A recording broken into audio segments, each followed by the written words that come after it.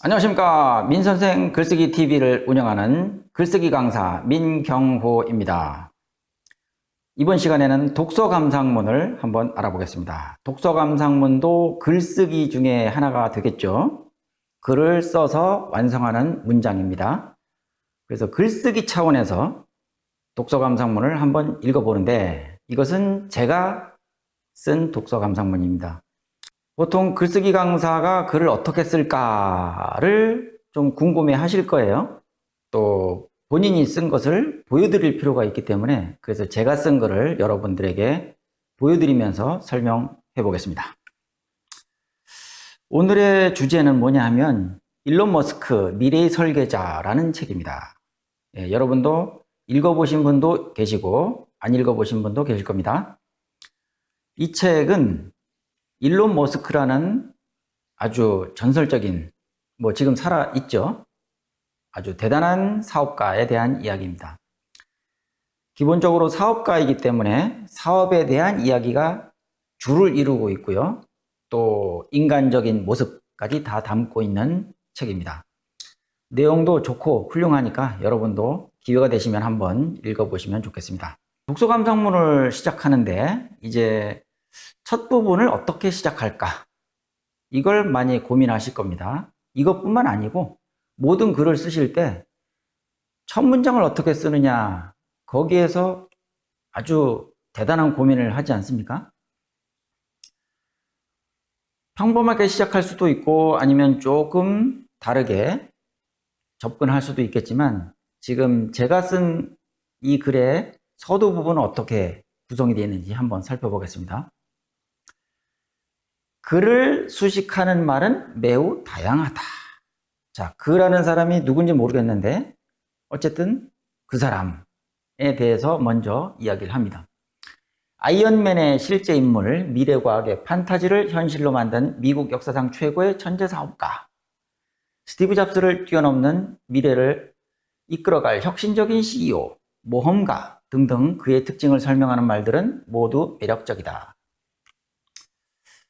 자, 첫 문장은 굉장히 간단하게 시작을 했고요. 그 다음에 이제 조금씩 깊게 들어갑니다. 이 사람이 어떤 사람인지를 이야기하고 있죠. 이번 동영상은 좀 길어질 것 같습니다. 내용이 많아서 내용을 전체적으로 다 처음부터 끝까지 보시면 그래도 전체적인 맥락이 좀 보이실 것 같습니다. 집2, X.com, 스페이스X, 테슬라 모터스를 설립해 경이적인 성공 역사를 써가고 있는 일론 머스크가 그 주인공이다. 여기까지는 일론 머스크라는 사람에 대해서 간단하게 설명을 했죠. 지금 독서 감상문이기 때문에 책의 내용을 이야기하는데 본론으로 들어가기에 앞서서 서론 부분입니다. 이렇게 시작할 수도 있겠고 또 다르게 시작할 수도 있겠지만 융통성 있게, 창의성 있게 여러분이 생각나는 대로 하시면 될 것 같습니다. 이와 같은 호평을 들을 수 있는 사람을 우리는 쉽게 만나지도 못할 뿐더러 그에 관한 성공과 그 이면에 자리한 비하인드 스토리를 접한다는 건 쉬운 일이 아니다. 뉴욕타임즈의 칼럼니스트이자 블룸버그 비즈니스 위크의 과학기술 작가인 애슐리 반스, 이 사람이 저자죠. 이 책을 쓴 사람입니다. 이 집요한 취재와 끈기가 없었다면 이 책은 세상에 나오기 어려웠을 것이다. 나오지 않았을 것이다. 성공한 CEO의 전기가 을에 그렇듯 이 책 또한 기업인 일론 머스크와 그의 삶을 다채롭게 다루고 있다. 이 책을 읽기 전에는 뉴스나 기타 보도자료를 통해 부분적으로만 그에 관해 알고 있었지만 읽고 난 후에는 왜 그가 그토록 언론의 조명을 받으며 세간의 주목을 끄는지 이해하게 되었다. 서론 부분입니다. 아직까지 본격적으로 내용을 설명하지는 않고 있습니다. 이 책은 기업가를 다루는 전기이므로 그가 세운 회사와 직원들에 관한 이야기, 그리고 원대한 프로젝트를 수행하기 위해 그가 어떤 자세로 분투했는지를 소상히 그리고 있다. 자, 이 책은 이러이러한 내용들로 이루어져 있습니다 라고 소개를 한 거죠. 몸을 사리지 않는 헌신과 열정, 야망, 위기 상황에 직면해 돌파해내는 능력, 시련과 갈등, 도전, 인간적인 고뇌 등등 그를 이해하기에 충분할 만큼 여러 가지 모습을 보여준다. 여기서 다루고 있는 사람이 일론 머스크, 기업가이기 때문에 그 사람이 어떤 사람인지를 이해하는 것이 굉장히 중요하겠죠. 책을 읽는 사람이나 아니면 독후감을 쓸 때나 거기에 포인트를 맞춰야 합니다. 그래서 이런 사람이다 하는 것을 한 문장으로 표현했습니다. 자, 여기서부터 이제 본격적으로 그 이야기의 책의 줄거리가 시작됩니다. 그냥 앞에서부터 순서적으로 나가는 게 무난하겠죠. 뭐 사건별로 해서 이렇게 다르게 접근할 수도 있겠지만 가장 무난한 방법은 순서대로, 책을 읽을 때도 앞에서부터 뒤로 읽어가지 않습니까? 그 순서대로 그냥 나가도 별 어색한 점은 없겠다라는 생각이 듭니다. 남아프리카 공화국 프리토리아에서 그는 부유한 백인 가정 환경 속에서 자랐다. 어려서부터 공상과학 만화를 즐겨 읽었던 터라 인류를 위기로부터 구하는 문제에 골몰했다. 그 생각은 점점 자라나 시간이 지남에 따라 더욱 확고해졌고 그것이 사명감으로까지 확대되었다.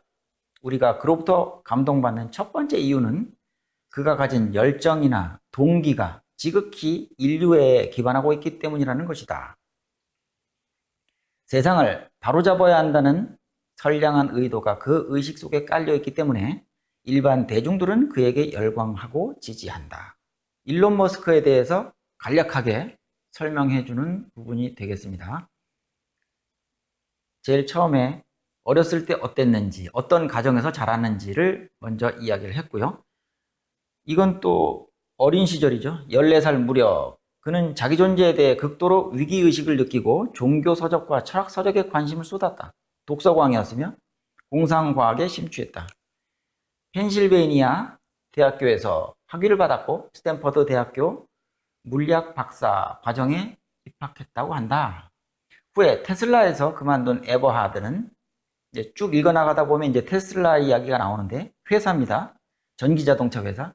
거기 있던 직원을 얘기하는 거죠. 에버하드는 머스크의 박사과정 입학을 둘러싼 학력을 거론하며 문제를 거론하며 소송을 걸기도 했다. 좀 골치 아픈 직원이었다는 얘기죠. 터무니없는 소송에 시달리기도 했지만 의연하게 잘 극복했다. 그리고 테크노 유토피아 클럽, 기술 발전이 유토피아를 가져온다고 믿는 사람들, 이런 클럽의 일원이 되기도 했다. 청년기에 인턴으로 일했던 피너클 연구소는 과학자 팀을 보유한 시끌벅적한 신생기업이었다. 자, 지금 이런 문장 같은 경우에는 그 책에 있는 문장을 그대로 갖고 온 겁니다. 그대로 갖고 온다고 해서 문제가 되는 건 아니죠. 처음부터 끝까지 다 창의적으로 써야 된다는 건 아니고요. 그 사람이 쓴 문장을 그대로 갖고 오는 것이 오히려 더 생동감 있게 여겨질 수도 있다는 겁니다. 또 펠로알토에 있는 신생기업인 로켓사이언스 게임스에서 일하는 동안에는 재능과 문화의 관점을 동시에 충족할 수 있는 실리콘밸리의 장점을 실감했다. 그 회사는 그를 낮은 수준의 코드를 작성시키기 위해 채용했지만 얼마 지나자 아무도 그에게 지시를 내리지 않았고 그는 자기 마음 내키는 것을 만들기 시작했다고 한다. 굉장히 독보적인 존재죠. 어디 가든 어느 조직에 가든 실력이 있었기 때문에 아무도 무시할 수 없는 대단한 존재였다는 이야기입니다. 머스크가 최초로 설립한 회사가 집투였다. 그 당시에는 인터넷 사업의 성장 가능성을 많은 사람들이 알지 못했지만 그는 그 기회를 잡았다. 옐로페이지에 업종별 상호 목록을 보완하는 용도로 온라인 목록을 만들어 상업화한 회사다. 얼마나 치열하게 사업에 매진했는지는 그가 한 벤처 투자자에게 한 말을 통해서도 드러난다. 자, 그 책에 있는 문장을 하나 그대로 가져왔습니다. 나는 사무라이 정신으로 무장했습니다. 실패하느니 차라리 할복을 하고 말겠습니다. 이건 일론 머스크가 직접 한 말인데 그 책에도 인용이 되어 있고요. 이것이 임팩트 있는 문장이기 때문에 독서 감상문에 가지고 왔다는 얘기죠. 첫 번째 회사로 큰 성공을 거두고 난 후 1999년 2월에 PC 제작사인 컴팩 컴퓨터로부터 3억 700만 달러를 받고 집투를 매각했다. 이제 그 회사의 연역, 뭐 회사의 연역이라기보다도 일론 머스크라는 사람이 어떻게 사업을 추진해 나가면서 이런 회사를 설립하고 또 접고 또 다른 회사를 설립했다는 것을 보여주는 거죠. 그 다음으로는 2000년에 엑스닷컴이라는 온라인 금융회사를 설립했다. 이어 데이터 보안업체 콘피니티를 인수하고 2001년에는 회사명을 페이팔로 바꾸었다.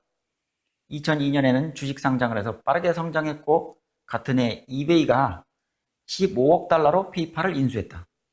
국내 옥션도 이베이를 2001년에 대주주로 영입해 글로벌 기업으로 거듭났다. 뭐 이런 말은 써도 되고 안 써도 되는 말이지만 그냥 정보를 하나 더 주기 위해서 쓴 말입니다. 그 성공을 기반으로 세 번째로 설립한 회사가 스페이스X다. 이거는 우주선을 만드는 회사입니다. 언뜻 이해가 되지 않는 것은 회사를 설립한 순서다. 스페이스X 다음에 테슬라 모터스라는 자동차 회사를 만들었는데 그게 좀 이해가 안 간다는 얘기입니다. 스페이스X를 테슬라 모터스보다 먼저 설립했다는 게 좀 의아했다. 이건 제 생각이죠. 제가 그 책을 읽으면서 생각했던 것을 쓴 겁니다. 독서 감상문이니까 충분히 자기 생각이 들어갈 수 있겠죠. 그가 설립한 회사 중 스페이스X와 테슬라 모터스는 그가 구상하는 위대한 목표가 무엇인지를 잘 설명해 준다. 인류와 지구의 미래를 걱정하는 머스크는 우선 지구 온난화 문제를 해결하고 싶어 한다. 그것을 해결하기 위해 세운 회사가 테슬라 모터스다. 전기 자동차는 화석 연료를 쓰지 않기 때문에 탄소를 배출하지 않지 않습니까? 그렇기 때문에 이런 생각을 한 것이죠. 전기 자동차를 상용화시켜야 지구의 온실가스를 줄일 수 있다는 신념이 자동차 회사를 설립하게 한 원동력이 되었다. 원대한 계획이죠. 둘째로는 스페이스X라는 로켓 회사를 설립한 것인데 이것은 인류를 화성으로 이주시키고자 하는 의도에서 시작되었다. 범인으로서는 상상도 할 수 없는 일이다. 이거는 제 생각이죠. 제가 볼 때 이렇다는 생각입니다. 인류가 지구의 환경을 보호하기 위해 최선을 다하겠지만 최악의 경우에 지구를 포기해야 한다면 새로운 행성이 필요하다는 것이다. 이건 머스크의 생각입니다. 그 행성이 화성이고 화성에 인류를 이주시키기 위해서는 로켓이 필요하니 로켓 회사를 만들어야 한다는 것이 그의 지론이다. 이제껏 로켓을 만드는 일은 나사와 같은 국영기업에서는 할 수 있는 일이지 일개 민간 기업이 할 수 있는 일은 아니라고 생각해왔다. 하지만 그 상식을 깬 사람이 바로 일론 머스크다. 대단한 사람이죠? 일의 순서로 본다면 자동차 회사인 테슬라 모터스를 먼저 설립하고 그 회사가 어느 정도 자리를 잡으면 로켓 회사 스페이스X를 설립하는 것이 온당하지 않겠냐고 생각하겠지만 그 반대였다. 인류를 화성에 이주시킨다는 최종적인 목표를 위해 로켓 회사를 먼저 설립한 그는 분명 목표 지향적 인물임에 틀림없다. 여기서 제가 한 가지 덧붙이고 넘어갈 이야기가 있습니다. 여러분이 글을 쓰실 때 독자를 생각하셔야 된다는 건 알고 계시죠?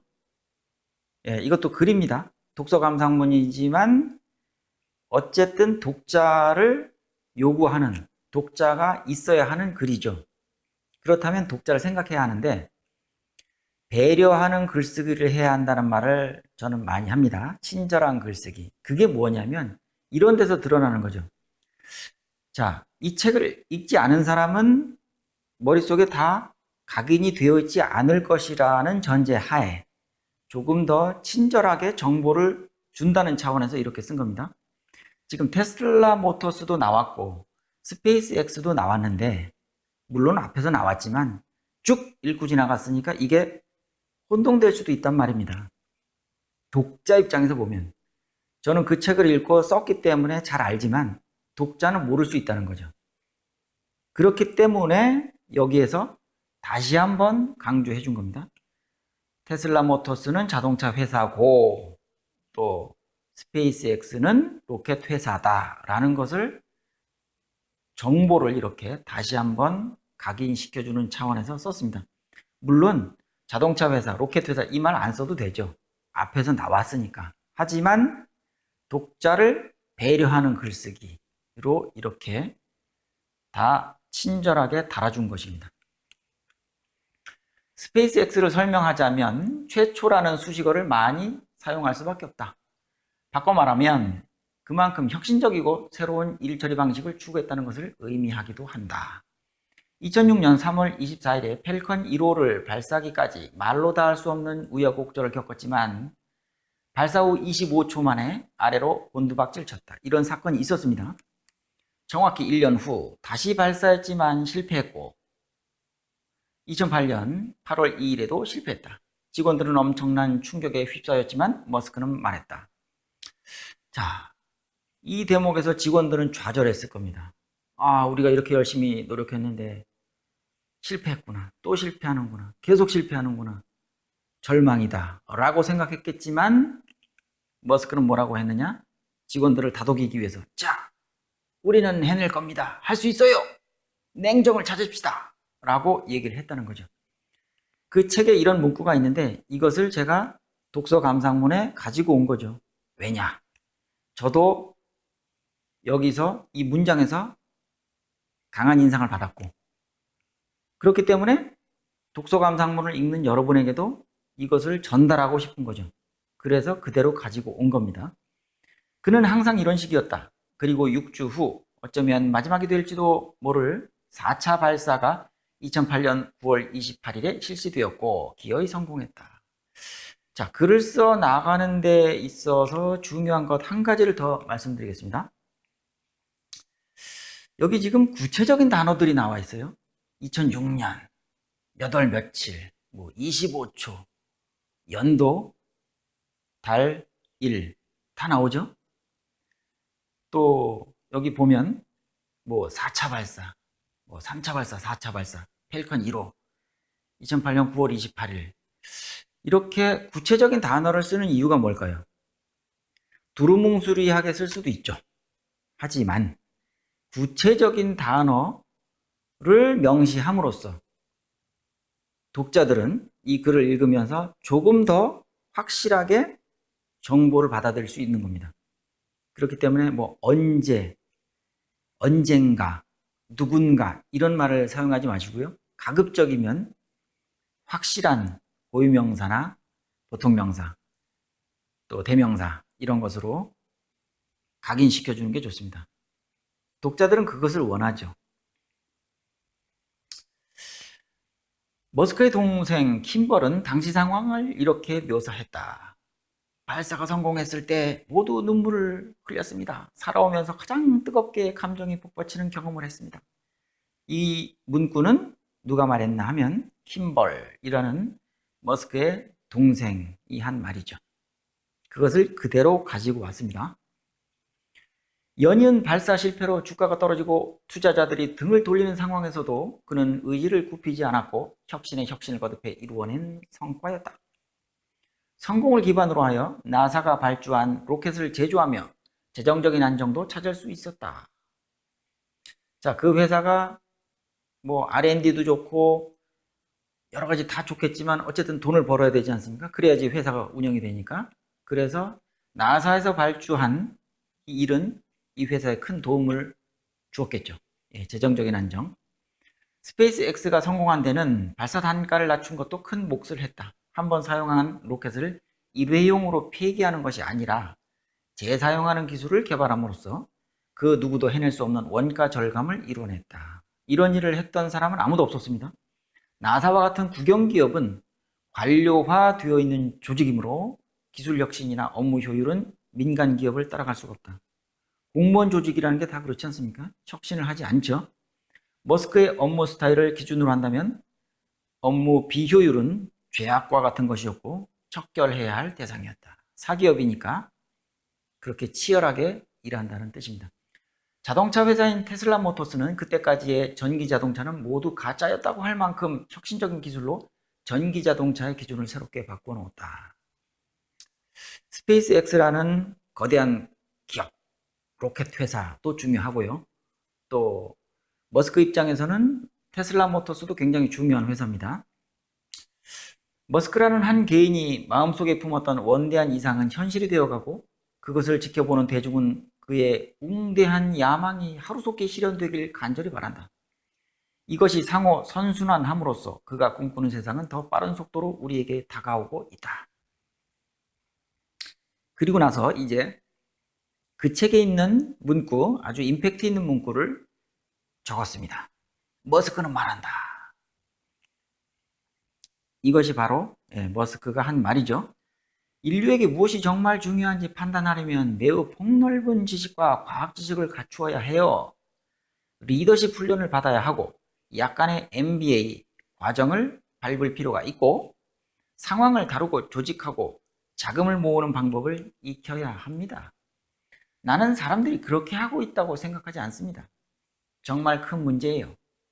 엔지니어들은 주로 매우 한정된 영역에 대해 교육을 받습니다. 하지만 여러 분야를 통합할 수 있어야 남과 달리 생각할 수 있고 훨씬 미친 계획을 꿈꿀 수 있고 그래야 혁신적 방법을 떠올릴 수 있어요. 나는 이것이 세상을 위해 중요하다고 생각해요. 그렇게 해야 진보를 이룩할 수 있지요. 라고 했습니다. 그 사람의 인생 철학, 항상 가지고 있었던 생각이 그대로 드러나 있는 문구가 되겠죠. 여기서 언급한 미친 계획이라는 용어는 레리 페이지가 훌륭한 아이디어는 더 이상 훌륭하지 않을 때까지 언제나 미친 아이디어다 라며 구글에 적용하려 하는 원칙과도 맞닿아 있다. 구글 설립자죠. 레리 페이지. 그 사람이 이런 말을 했는데 공통점이 있지 않습니까? 미친 아이디어라는 말이 여기 나와 있죠. 미친 계획. 비슷합니다. 머스크의 원대한 포부를 익히 알고 있는 레리 페이지가 자신의 모든 재산을 그에게 남기고 싶다고 말했다는 소문이 돌기도 했다.